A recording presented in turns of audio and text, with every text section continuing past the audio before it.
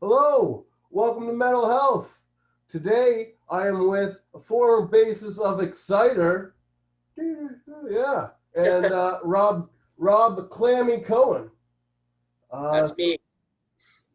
yeah, Rob was yeah, as I said, he was in Exciter, which is a renowned speed metal band that started in like 1978. Yeah, that's like 8 years before I was born. But yeah, Rob started in it in 2004 for a decade to 2014. So That's right. pretty cool. He was in a couple. I know he did a couple of albums, the last two, as far as I know.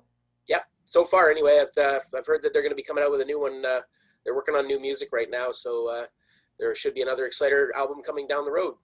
Wow, that's great. Yeah. Well, are you in any bands right now, or what's going on with you? No, no, I haven't really done anything since Exciter musically, other than like some guest spots here and there, and jamming with friends and that. Life just sort of took me in different directions, and playing for myself mainly right now. That's always fun too. Yeah. You'll have a lot less on the line. It's yeah, it's and it's just hard to find sometimes people to the right mix. You know, you jam with people, things work out. I got friends that I gel with really well, but they like live in Montreal or Toronto or whatever. Like so, it's like far away. It's hard to do the long distance jamming thing.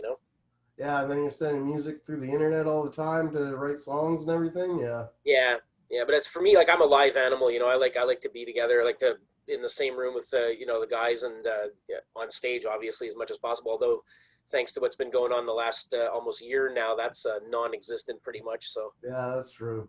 But I wouldn't be doing this if it wasn't for it, though. So eh, it gave me a little push.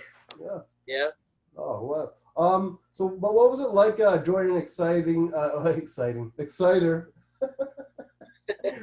it was exciting. oh yeah, yeah, yeah. But because they've been, at that point they'd already been going for well over 20 years, and you're jumping in at that point. What was that like? Well, it's interesting when you're a fan of a band and then you actually join the band. Like I moved to Ottawa from Montreal in 1985 with my family, and I actually met John Ritchie that year. I think like through a mutual friend. He introduced me to him. John had already quit Exciter back then, and he had a music store going in Ottawa at the time. And I was working at like a Max Milk or something like that as a cashier. And I became friends with this guy we're all car guys, like so. He's like, hey man, I know John Ritchie and blah blah blah. I'm like, fuck, John from Exciter. He goes, yeah, yeah. So, anyway, over the years, John and I kept in touch, and in 2003 actually. He called me up one day and he said, because our bands were like Exciter and my band that I was in at the time, my other band, we shared rehearsal warehouse, right? Okay. So we were always in touch, and he knew I played bass. I had switched from guitar to bass, and anyway, long story short. Anyway, so he calls me up and he says, "Look, man, we got a gig in New Hampshire in 3 weeks, but our bass player bailed on us. Do you think you could? Do you think you could just come and fill in for this one show?" I said, "Well, hey, man, throw me the set list. I'll learn it, and we'll do the show." So I did that. Had the show. It was a blast, and he had told me that they had somebody lined up to join the band, but they were going to go in and record. The New Testament was the re-recording of some of the early Exciter songs, and then some of the later stuff that he did, and they did that whole the re-release.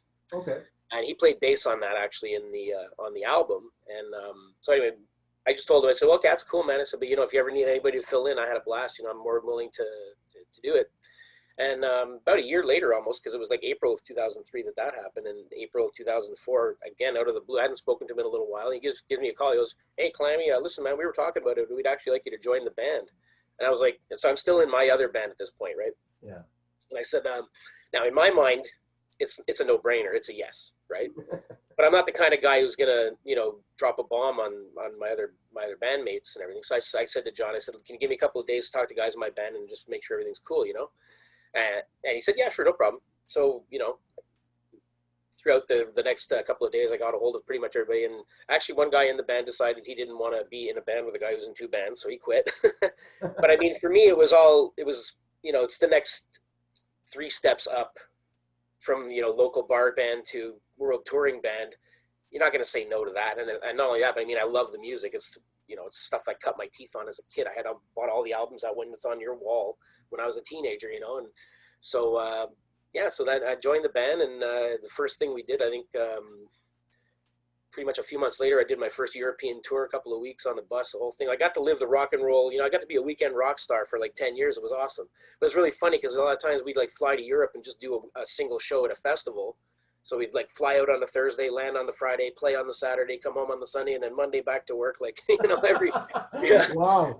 And I Yeah, thought I went far to do 5 minutes at some comedy clubs sometimes. Like, because I'd drive like 2.5 hours just to do like 6 minute set and come home. But right? that's crazy. promotion. Yeah. Well, and it's like, I couldn't believe like, hey, people want to pay me money and fly me around the world to do the thing I love doing more than anything else in the world. I'm all for it. Yeah. It's amazing. I haven't done it yet, but to see the world and doing what you love, that's a real goal. Oh, it's amazing. And I made friends all around the world who I keep in touch with even now. I mean, I've been out of the band for 6 years. It was 2014 that our version of Exciter ended. And, but I mean, I've stayed in touch with I made a lot of friends in the industry, like a lot of, again, guys that I was fans of when I was a kid who are now my friends. And I got like, I talk to them on a regular basis. We yak, or when they come to town, I'm hanging out with them, stuff like that. Or if I happen to be around where they are, like, so I was, it's just kind of mind blowing even now when I still think about it, it blows my mind a little bit that I got to do all that, because like a lot of guys, millions of us play instruments, and that's what we want to get to that level. And it's pure dumb luck really too. Right place, right time kind of thing. All this shit has to line up so perfectly for that to happen, If you were rich at the time and you were at a jam space that was somewhere else, it wouldn't have happened, Well, that's it, exactly. I mean, that's everything that happened in my life up to that point had to have happened for me to get to there, So I always tell people, if you had a lot of crap that was like bad in your life, but you're happy where you're at now, all that crap had to happen. Not to say that I had, but I mean, I had my share of negative shit when I was younger too, like everybody, So if you're happy where you're at, everything that already happened, you can't change the past, That's right. I can't change the past. I mean, sure, there's things I regret, being a recovering drug addict and everything, but I am who I am right now, and I'm enjoying who I am right now. So exactly. I'm doing lots of cool things, meeting lots of people, and I've got a friend in Portugal now, and a friend in Serbia, and all kinds of stuff just from doing this, and I'm really enjoying it. But yeah, and this has just been like 3 months of doing this regularly.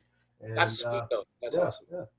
Our mutual friend, I go up to Ottawa and I do comedy, and then end up hanging out with Dave and stuff at the clubs. And I love that guy, and he got me in touch with you. So everything works out, Yeah, it was all, it's pretty, and that's another thing too. That's like a small world kind of thing. You meet people who introduce you to other people and introduce you to this and that, and then it's like going down that YouTube rabbit hole. You go and look for something on YouTube, and then suddenly you're, who knows where you are, 10 minutes later or a couple hours later. Or a day for me, because one time, a couple of weeks ago, I went down a YouTube rabbit hole on the mud flood. It was something else, talking about how in the 1800s there was a mud flood, and yeah, it was weird. But yeah, look it up if you want to waste a day. Mud flood. I have a bad feeling I'll come up with something nasty if I look up mud flood. It's not as bad. I looked. It could be worse. Yeah. I know for me, like I've had long hair for like 10 years now, and I'm scared to cut it just because I know it probably won't come back the same way, Are you in the same boat or what? Oh yeah, it's all back here. Yeah. I just keep it tied back for, when I'm just chilling at home kind of thing. I used to have a really long goat too, and I decided to go full beard for a change. Yeah. I'm the same thing though, man. Unless the day comes, if I ever start getting the hole in my hair, that's when it'll all come off. Up till then, I'm going to keep it. And I'm 51 now, so I'm doing pretty good. Oh, that's great. I could see myself even going like the Devin Townsend route when he was in Strapping Young Lad and just having like the dreads with the whole bald spot, Oh, the mega skullet? Yeah, no, I wouldn't do that. He's the only guy I think that could pull that off. But even he got sick of that for a while and took it all off, Yeah, that's true. But that was quite the times. That was around the same time that you just started up in Exciter. Because I was like, 2005 that I saw Strapping Young Lad. But yeah. Something like that, yeah. Cool. Goddamn time flies, eh, man? Jeez. Yeah. Especially when you were on meth. Not you. I mean me. I was a mess. Yeah. But so you're just enjoying life right now. I know you're working on a bike and stuff like that. Yeah, well, yeah. I mean, I ride as much as possible. I got that's my other passion other than music, and yeah, just this summer's been a weird one. Like normally every year I would do go for about a month riding down in the States visiting friends and stuff like that. And this year obviously I couldn't because the border's been closed.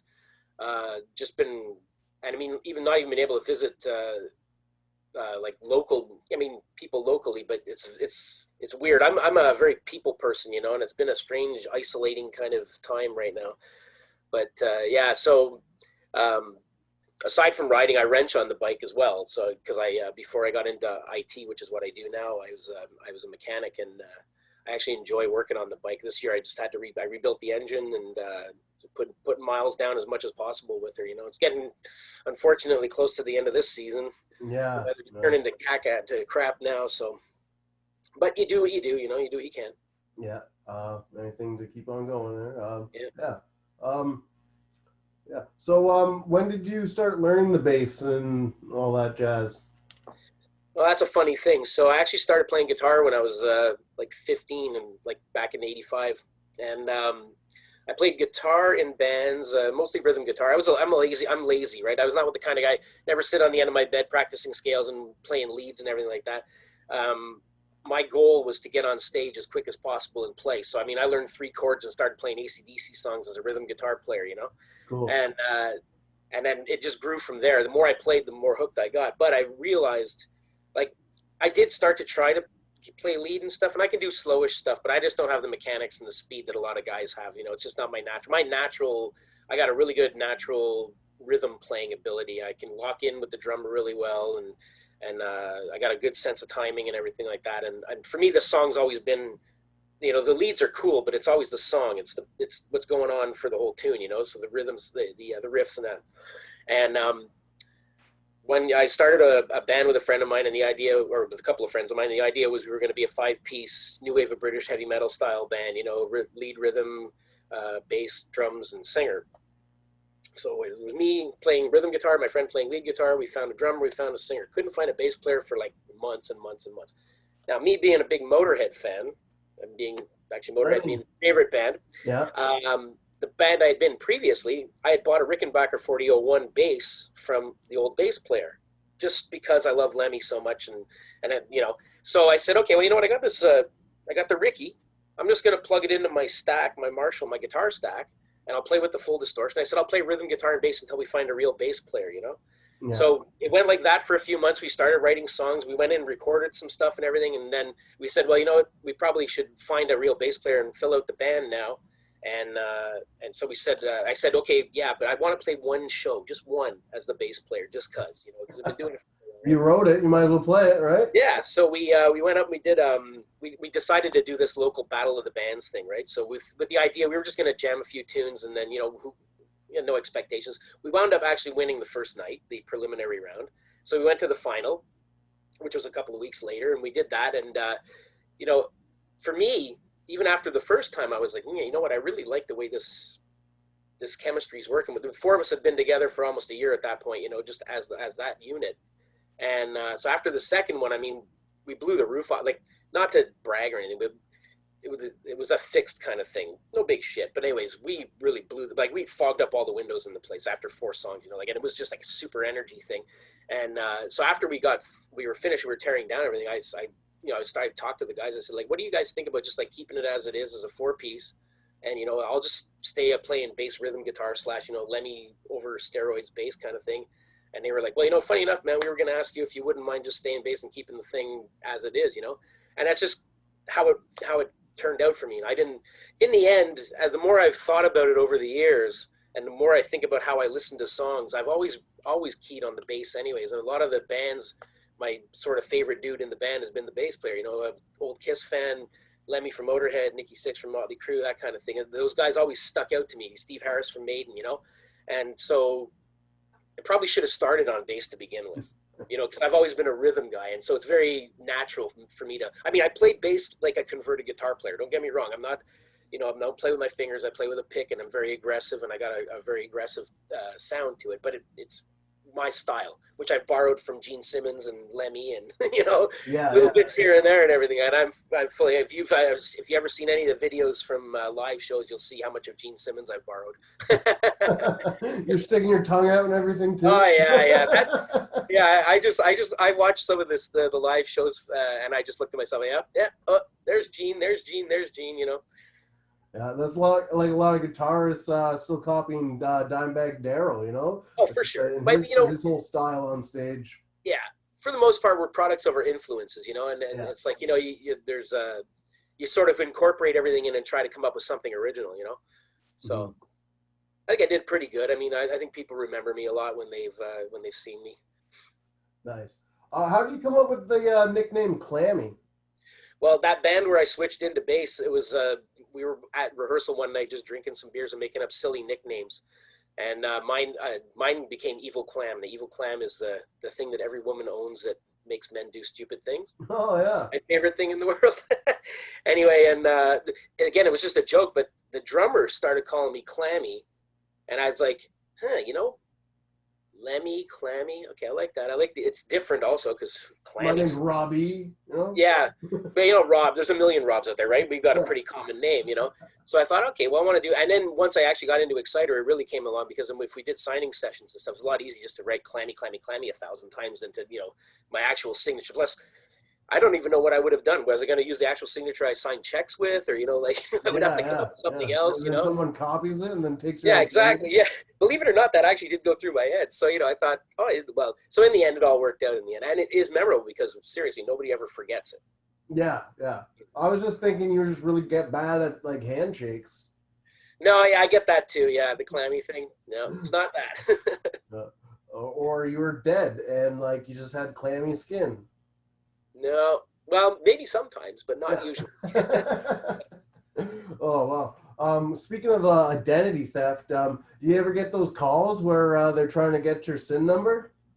Oh yeah, I ignore all that shit. I'm like, I don't even answer phone numbers I don't recognize. I screen my calls out now. So if it's a serious thing, if it's actually the CRA calling me, they'll leave a message. I'll call them back, whatever, you know. Yeah, and it would actually be a private number, so I answer mine, and when they're asking for my SIN number, I'm like, oh yeah, first of all, my name is Bruce Dickinson, and my SIN number is 666, the number of the beast, you know? Yeah, yeah. You can play with them too. I had a couple of friends of mine that like to see how long they can keep them on the line before they get the other guy to hang up on them. Oh yeah, yeah. Yeah. Man, there's so much you can do. Yeah, it's almost fun. You know, like if they're gonna waste your time, you can waste it right back. Seriously, right? Yeah. Oh well. Yeah. So, do you have any cool stories from the road from these European trips and stuff like that? Is there any other countries other than like Europe's not a country, but you know what I mean? There's tons of cool stories. It's your very kind of typical rock and roll debauchery kind of thing, you know, after gigs and stuff, the shows themselves. Japan was amazing. We went to Japan in 2012, and we did a couple of we were there for 2 shows. I think we were there for like about a week, and we went around to we were in Osaka and then went to Kyoto. Ate, I don't even know what I ate, but it was pretty awesome food. The people were amazing. It's, you know, I met a lot of really cool people again that I keep in touch with. Greece was fan-fucking-tastic. The show was probably one of the craziest I've ever played. It's a club, maybe 300 people, but just insane. Like insane. I think I might have killed a guy by accident with the headstock of my bass, because he comes up to shake my hand, and so I was kind of off balance. He pulled me in the headstock, and have you ever seen my bass? It's got this monstrous headstock. It's about this big. Yeah. Slapped him straight in the face. And I'm like, are you okay? And he's like, ah! Well, you did better than Randy Blythe from Lamb of God. Oh, I didn't actually kill a guy or get arrested or anything like that. Thank God. But holy shit. Yeah, that was a crazy story too. Oh, but yeah, I remember one time, actually on that first tour, we were in, I want to say Holland, and the tour bus, we were parked in the city somewhere. It was after gig or in between shows. And, there was all these people milling about, you know, and we would be going in and out of the bus, and the bus had a keypad for the lock. Somebody must have watched somebody, because all of a sudden I'm on the bus. I was chilling, I was talking to somebody, and there's like 2-3 strangers come on the bus, and we had to actually change the code on the bus because they'd figured out what the door was. Oh wow! I personally never had any like danger experiences. I had like get wasted off my ass and don't know how the hell I got back to the hotel experiences a few times. But, we always had people taking care of us. So, I was, lots of adventures, red light district in Amsterdam, kind of stuff like that. And, Oh wow, yeah. For me, like, if I were to get wasted like that, I'd end up doing a substance that would make me never leave the hotel room. Oh, no, I mean, it was just alcohol Yeah, yeah, and yeah. lots of it though. Yeah. Yeah. Oh wow, that's cool. Is there? So, do you want to plug anything? Is there anything you want to talk about before we get going here, or? Not like no. I've got really kind of this came out of the blue. I wasn't expecting. I haven't done one of these in quite a few years now, so I wasn't sure what to. Like I figured we would talk about old times. That's cool. I got nothing on the go right now, and I think as long as this COVID thing's going on, things are going to stay pretty freaking quiet on that front. But at some point, I'm going to bust out again and do something. I don't know what. We shall see. I'll hopefully be something that I can present to the world, but. All right, I'll see if not that you need it or anything, but I'll see if my buddy's in Ottawa, because I was just in Ottawa at a recording, like a jam, like storage space thing myself to do the vocals for the mental health intro, which will be ready really soon. It's just in production right now, and then I can edit all the footage I've already filmed. This thing is gonna be epic. All right, so like. Most of it, it'll be like it's a shot of the top of the CN Tower. It pans down, and then there's me just windmilling my hair at the bottom. Okay. All right, so it's just like Toronto landmarks like that. And then the best part is I come running and the frame is set at the sign of the Emerge sign of CAMH, which is Toronto's mental hospital. Okay. I come running into frame wearing my straitjacket. I windmill my hair. And originally what I wanted to happen was just for me to run out of frame like I was going into traffic. But me being fat and top heavy and trying to run in a straitjacket, I just bashed my head off the sidewalk. It's like, it's one of those champagne accidents, because like it's not supposed to be that way, but it turned out better than anyone could ask for. Yeah, that's always cool. Yeah. Except for I hope you didn't hurt yourself too bad. Well, I feel fine. Yeah. Yeah. Like it hurt for a couple weeks afterwards with my hip and stuff because I couldn't catch myself because I'm. Yeah, well, if your arms are tied in, holy shit! Yeah. You didn't head in face first, then you're lucky. Oh yeah. I managed to like twist at the last second, so it was more of a head thing. Okay, cool. Yeah, but like it just happened to be there was a jogger right behind me. Like right behind where I fell, so he saw me fall and he's just looking around, seeing if he has to care. He's serious. So it's just like the perfect analogy for mental health, like that obviously just happened right in front of me. Should I care? No one's around. Okay, I'll keep running. You just kept on going. Nice. Yeah, I didn't say anything, didn't do anything. Wow. Yeah, that's Toronto. Yeah. It's just like the homeless people, how like most people just walk over him. I'm surprised he waited for me, looked around until I got up before, like, and didn't just walk over me when I was on the ground. Yeah, fuck, holy shit. Crazy stuff. Yeah. So that's gonna be awesome. Yeah. All right. Well, thank you very much for being on Mental Health, Rob, and thanks for having me. And I look forward to hearing some new music and stuff from you. Definitely. And you let me know when you're in town too. If you're going to be doing some comedy stuff, I'll come out and check you out. Well, I'm booked. Well, this was before the second lockdown part happened. I'm supposed to be booked November 26th week at Yuck Yucks. Okay. That's going to be a great show if it's happening. I don't know if it's happening yet still, but if it is happening, MC Ryan Denis, awesome guy from Kingston. I'm middling, and Mike Dambra, who's originally from New York, but he lives in Calgary or Edmonton or something like that. Alberta somewhere, I don't know. But he's headlining. He's awesome, and yeah, it's going to be a wicked show. Cool, man. Well, keep me posted. I'll definitely come out if it happens. Who knows? Everything's so up in the air these days, right? Yeah. You might just have to wear a mask. I always wear my iced earth mask. Yeah, worst comes to worst, I've been wearing those. I got a pile of the one-use ones there. Yeah. I just keep using them until they fall apart. So mine are all grungy and disgusting and stuff. Oh yeah. I'm sure it's real good for my health. Never mind. Yeah, right. Just breathing in those like fungus, like Oh yeah. almost like a fungus, like mushrooms could grow out of it. I don't know. You never know. Maybe that's a good thing. That's what we're trying to do. I don't know. Yeah, Oh, okay. I'll ask one more thing about mental health and stuff because it's supposed to be. That's why it's called mental health. You know. right. Uh, how is your mental health when you're touring and stuff like that? Because you're away from your friends and family. What's that like? Actually, it's not a problem for me. I've never had like the homesickness stuff. I mean, even like I say, I travel fairly regularly, and I'm usually gone for a month and a half in the summer and stuff. But I mean, like, you're never really out of touch with anybody anymore, thanks to the internet. That's one of the greatest things about it. Is like, Yeah. literally, if you're on the other side of the world, you can have a face-to-face conversation with somebody via video like this. Yeah. So you're never really isolated away if you don't want to be. And if you Mhm. want to be, sometimes it's hard to. Like, it's hard to disconnect. Like, I find it actually harder to get away if I want to be away from the noise than it is to stay in touch. So, but that said, this one of the things that has affected me during this whole lockdown stuff there is that I find myself feeling like, I don't know, it's weird. I guess because I'm forced to stay away from things versus doing it on because I want Yeah. to. When it's your own choice, it's always It does easier. definitely play with my head. You know. Yeah. For me, if I want to be isolated, I just relapse and do a lot of drugs, and everyone knows to just leave me alone because I'm a drug addict. But Okay. it's good being clean now. Yeah, definitely should. Yeah, I'm not gonna. I don't pass any judgments on that kind of stuff. We all have our vices, man. Yeah, yeah, yeah, and yeah, things are going well. All right. Good. Well, thank you very much, Rob, for being on Mental Health. Thank you for My your pleasure, time. man. Thanks for having me.